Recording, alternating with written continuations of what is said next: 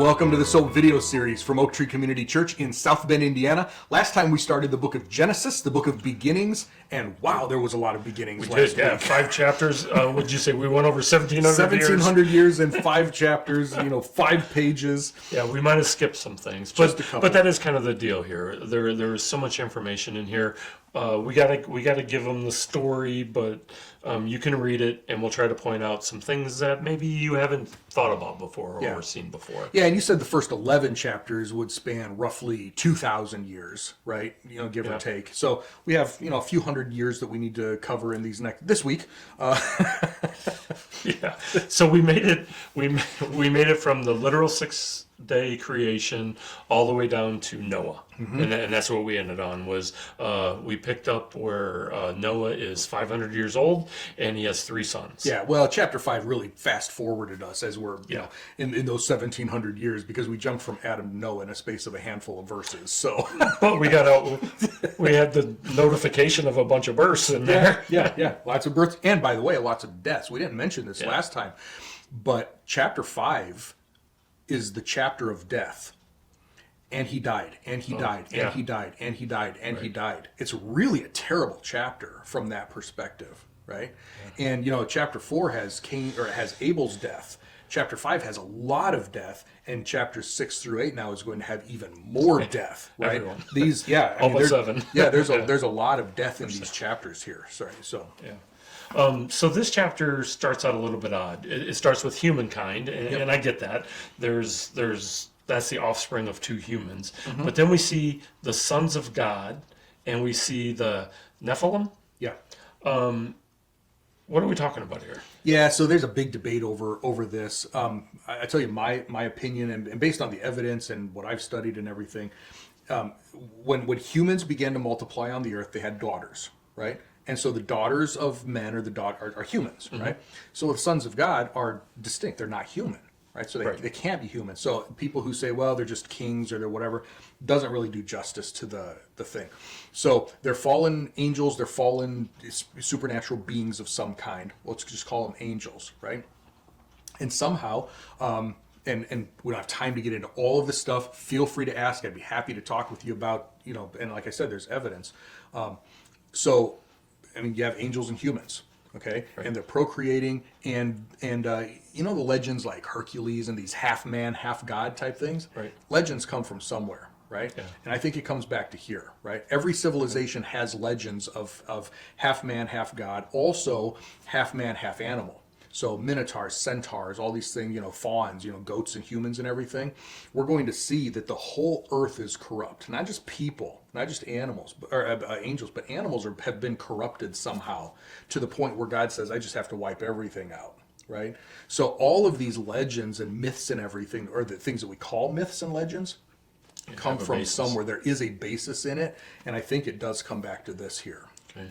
Well, even in our readings, God says, my spirit will not remain in humankind indefinitely. Yeah. And he puts a number on it, 120 years. And that seems to be 120 years until the flood comes. Yeah. So then we have to ask, well, what's all of a sudden God mad about? And it seems to be this intermarrying or...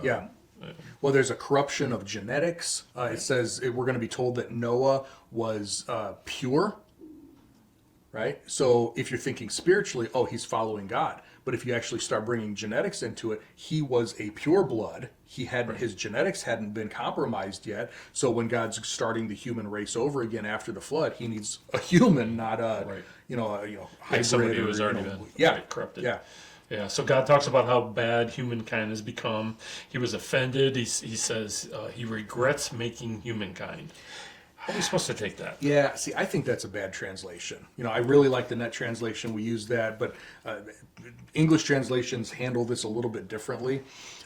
Probably a better translation than God regretted that he made humankind is that he was grieved because he made humankind. He was grieved because of what's going on here, right? Last week we said God said everything was good and everything was very good. Well, it's not anymore, right? So we have brought him grief. We brought him grief back in chapter 3. We're bringing him grief now again in chapter 6. And we're just seeing this until God gets to the point where he actually says that every inclination of the thoughts of their minds was only evil all the time. I don't know how many superlatives you can put into one verse, you know. Right. But he got to the point where he said, enough is enough. I'm just going to wipe them out and start over. And he had Noah there, who was obeying God, who was still pure. And it says that Noah found favor or grace with God. Okay. All right. So Noah starts building the ark. You can read about the whole story. God tells him what to populate it with. Notice that he needs to bring a set of every kind of animal. Yeah. Which is kind of cool, right? Well, and that brings us back to the kinds that we talked about last time. It doesn't say that he was supposed to bring a set of every animal, but a set of every kind of animal, because the kinds can reproduce after their kind, and we can get, breeds right. that Based come off of from that. one kind. Right. Yep. Right. He also tells him he needs to bring food for the people and the animals too. Yeah. And God also told him 40 days of rain. Don't bring a little food. You're going to need to bring enough. And that was just the rain. That doesn't. We'll find out. That it's much longer. Than it's much longer than that. But look at chapter 6, verse 22. Noah did all that God commanded him.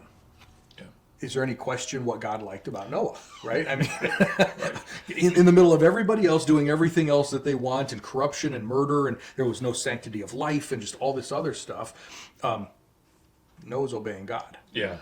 One other thing with the food, God also tells them everything is going to be destroyed. Yeah. Right? So no fair thinking you're going to get off the boat and go to It's a McDonald's. Exactly. It's not going to be there. Yeah. All right. So chapter 7, we're still on Noah. His age last time was at 500 when he became the father of Shem, Ham, and Japheth. And now it says Noah was 600 when the flood started. Yeah. So that makes the boys 100. Yeah, each. right in there. And again, and it helps fill around. out. It helps fill out that 120 years where God says in 120 years it's done, right? So we just fast forwarded 100 or to 120 years now. Yeah. So with the flood, God seems to turn on everything. I love what he says. He turns on the fountains of the great deep.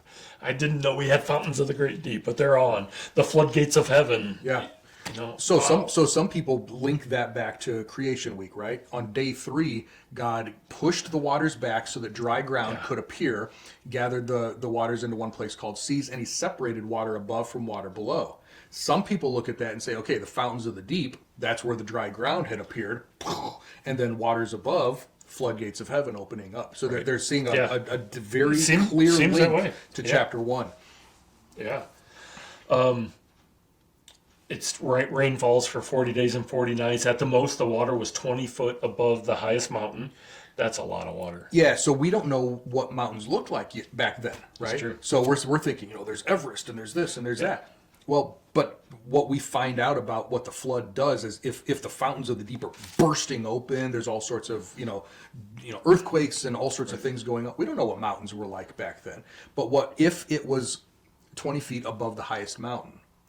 That means, because water seeks its own level and everything, right? It has to be global. This is not a regional flood. This is not a localized thing. This is global. If the highest mountain, however high it was, doesn't matter.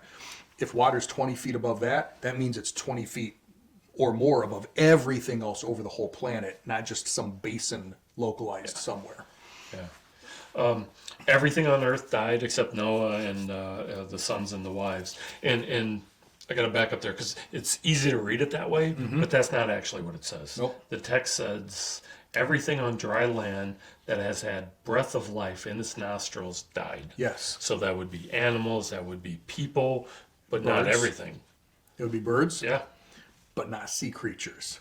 Right, which you wouldn't expect, but I think we also will find later on an olive tree still has a branch on there that there wasn't time for it to grow after the water receded.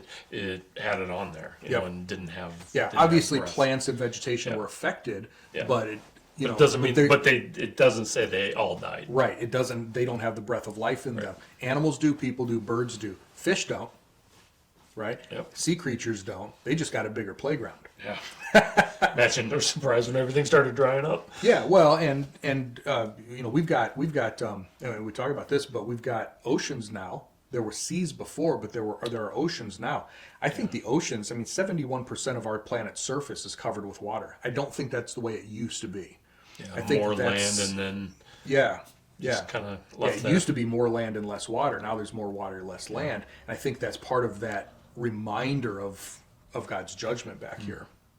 It says the waters prevailed over the earth for 150 days. So even though 40 days of rain, tack on another 150, right? Well, or either Or that add or inclusive. 110. Yeah, right. yeah, inclusive. Right. But that's still 5 months. I mean, Yeah, that's 5 right. months underwater minimum. Yeah, right? well, on a boat. Yeah. With a bunch of animals. Yeah. Yeah. God remembers Noah, like we talked about in the past. He didn't forget him. Right. Yeah, he came back to him. I mean, he's like, you're parked here, you're floating over here, I'm coming back to you now, right? Yeah. But he kept him safe while he was engaged with his rage on the rest of the earth. Yeah. And now's the time to restart humanity. So what's interesting is that this ark, if you look at the dimensions, and you can go to the ark exhibit, in Kentucky and all this stuff, it's at best, or let's say at worst, it's a floating coffin. It's a big box, right? Right. But the dimensions are really interesting because it's nearly impossible to sink this thing. It's not intended to be steered. It's not intended to be propelled. It's not it doesn't have a rudder. It's just going to float. The whole purpose is to float. Water's coming up, water's coming down. It's going to be, but it will float. It's going to be a rocky ride, but it will float. And that's how God chose to protect them. Yeah, so water gets turned off, water starts receding, wind picks up, starts moving things around. I love that Moses, God said, Moses wrote down the day that the ark stopped floating. It's kind of a cool tidbit in there. Yeah, and how could Moses know that? Yeah. Unless it was given to him. Somebody He had to wasn't give it to around, him. right? Yep. But I think these details, it's easy to write a legend, right? It's easy to write a myth, but these details are very specific, right? And I think that helps give the credit, not give credibility, but helps, help us, Right. trust the credibility. Yeah, exactly. Notice that Noah stayed in the ark quite a bit longer. Yeah. You can read it for yourself. I'm not going to go through the whole thing, right? He sends out a couple birds. They come back. They don't come back. But the idea was he was testing. He was trying to see what was going on. Well, is it time to, is it even Is safe it time to to go leave, or not? right? And finally we'll find God says, yes, it's time, Yeah. which is way cool. I also really like the part where Noah removes the covering from the ark. So that means the ark had a covering. Yeah. It's not explained in great detail, but I could kind of vision there's a deck on the very top, and that deck had a covering on it, so that would allow them to at least be outside. It has to be of these fresh days. air. You Exactly. can't be locked into a watertight, airtight, box. But yet you do want to have a way for that water not to get in, so you need a covering on top, so the rain can just go into the sea. So it's really it makes interesting sense. because we're told that God is the one who shut the door and locked them in, but God wasn't the one who had to open it. Noah was able to open it once God said, "Now it's safe for you to come out." Yeah. But God sealed them in. God protected them personally from the judgment. Yeah, so at the right time, God tells them when to exit. The people and animals came out.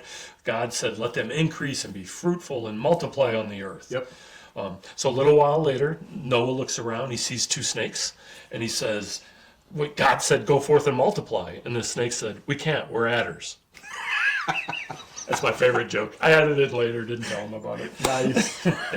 All right, so Noah builds an altar to God, and they offer a burnt offering with the clean animals on there. Which means that there is a distinction between animals that are okay for sacrifice and animals that aren't. Right. That would be the creepy crawl.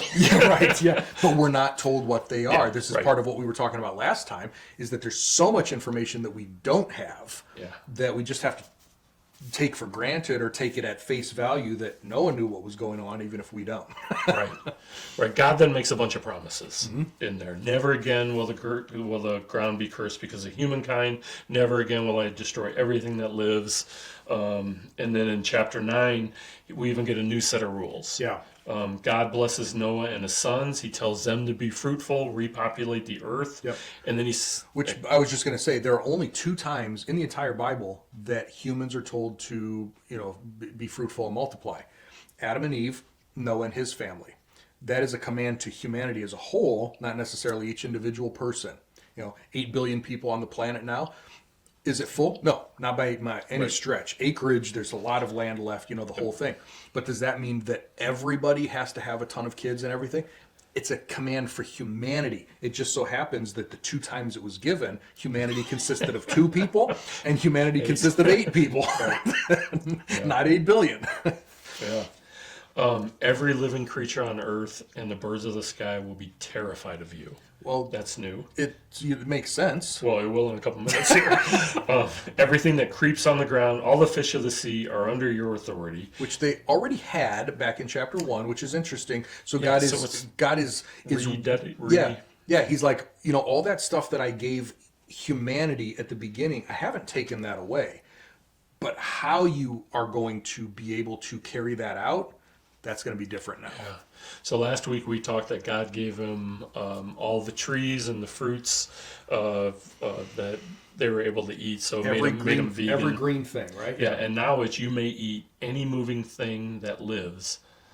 As I gave you the green plants, now I give you everything. Woohoo! And the only caveat to that, you must not eat meat with blood. Yeah. Blood's living in there.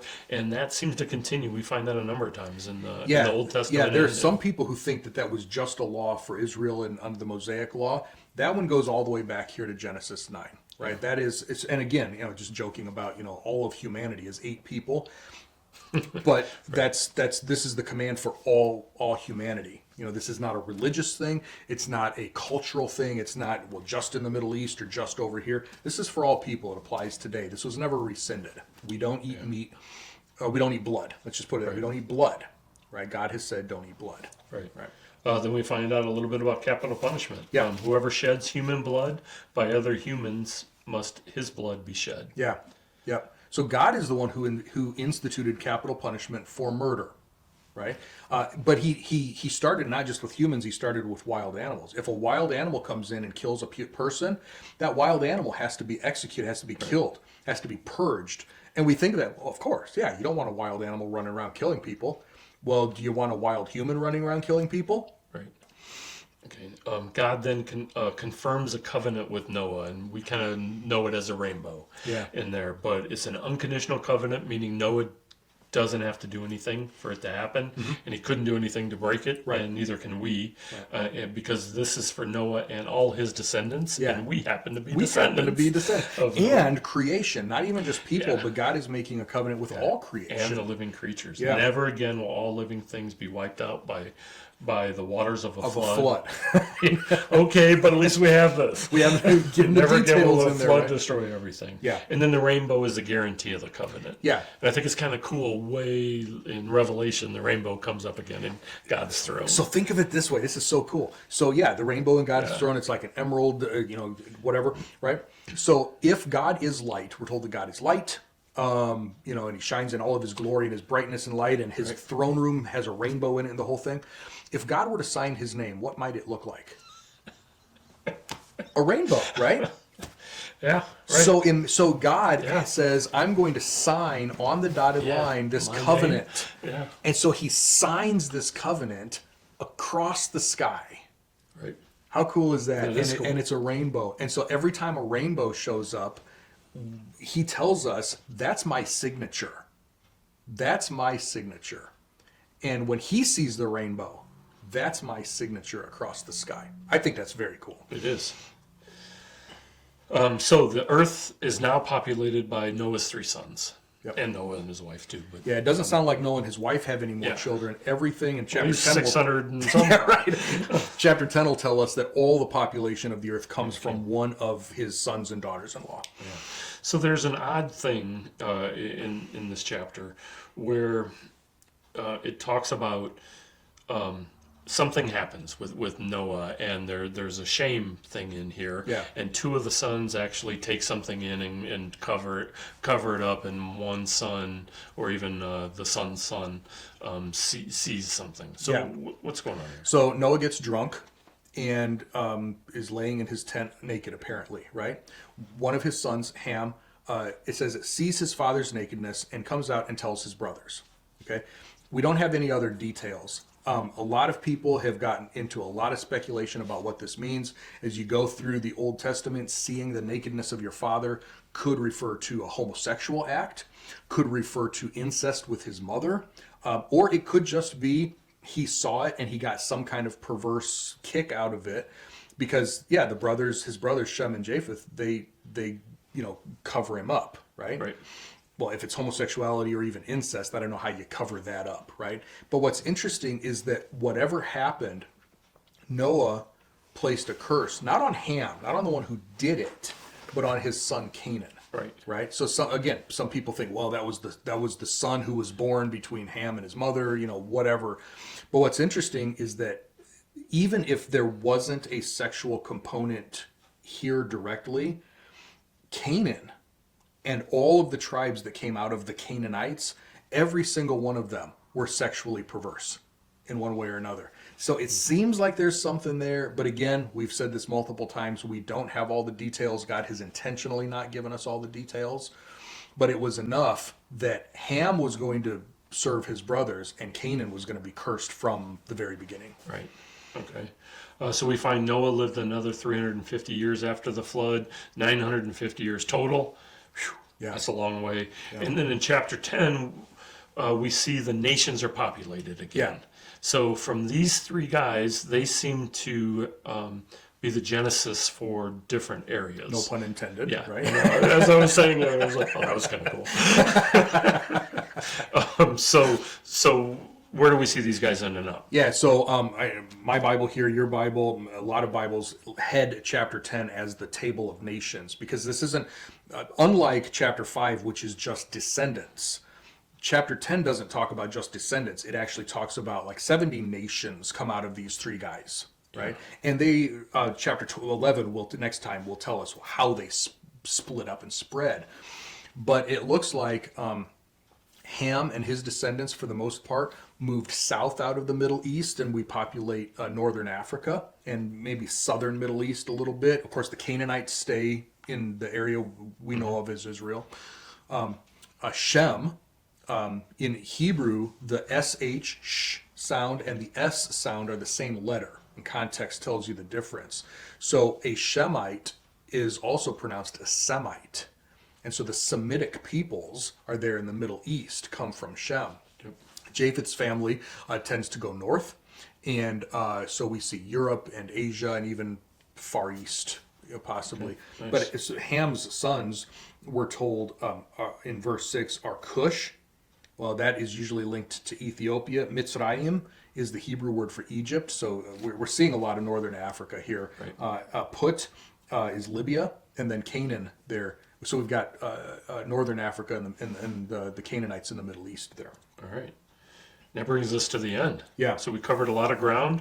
Humanity was destroyed, except for 8 people, and then it was taken forward by 3 here. Yeah, yeah. One more thing that I'll point out here in chapter 10 is verse 25. It says the two sons were born to Eber or Eber. One was named Peleg because, and the word Peleg means division, because in his days the earth was divided. So is that a geographical division where continents are coming apart after the flood? Some people think that. Some people think that it was in Peleg's day that we come to chapter 11 and the families were divided at the Tower of Babel, right, which gives us a little, and that makes a lot of sense, and it gives us a time placement of where we are just a few generations after the flood. Within probably 500 years, people are already banding together and rebelling against God again.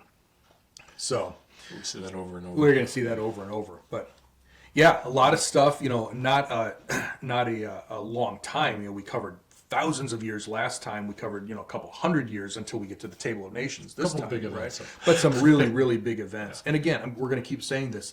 These first 11 chapters are foundational to everything else in the Bible. So it's really important that we handle these very, very carefully, very well. And so that's why we take them literally here at Oak Tree.